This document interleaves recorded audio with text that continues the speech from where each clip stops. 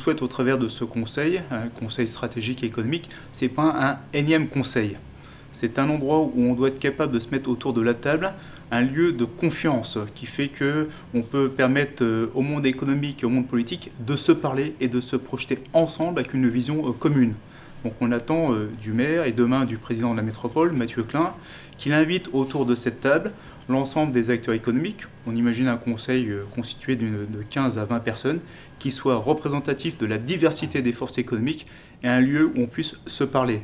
C'est pour ça que l'on parle d'ailleurs non pas de siège, mais vraiment de venir s'asseoir autour de la même table. Derrière ce fond, donc, le constat que l'on fait, c'est qu'il existe aujourd'hui beaucoup d'outils pour la création d'entreprises, pour démarrer une entreprise, faire de la transmission.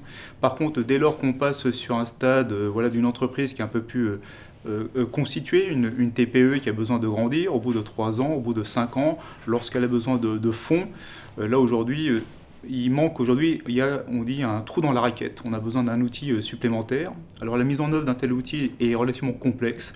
Tout ça, ça correspond à des normes. Tout ça, c'est réglementé et régulé par l'AMF, l'autorité des marchés financiers. Aujourd'hui, ce que peut faire le monde politique de différent, c'est qu'il peut justement constituer un tel outil, faisant appel donc bien sûr aux banques, mais aussi surtout aux acteurs privés. Il y a un certain nombre de personnes qui vont venir abonder sur ce fonds pour venir jusqu'à prendre des participations dans les entreprises. Parce que derrière, il y a un enjeu donc, de développement de territoire, de transition énergétique. Ce que l'on voudrait surtout, c'est que c'est des mondes aujourd'hui qui ne se connaissent pas, qui vivent séparément. D'un côté, le monde des entreprises et un peu des initiés. À côté de ça, des citoyens aujourd'hui qui ont un certain âge, 40 ans, 50 ans, 60 ans, des patrimoines déjà établis.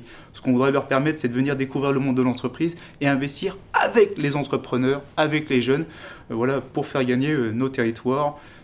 Relever les défis bien sûr de la transition énergétique et surtout un défi social aussi de justice sociale et de création de richesse.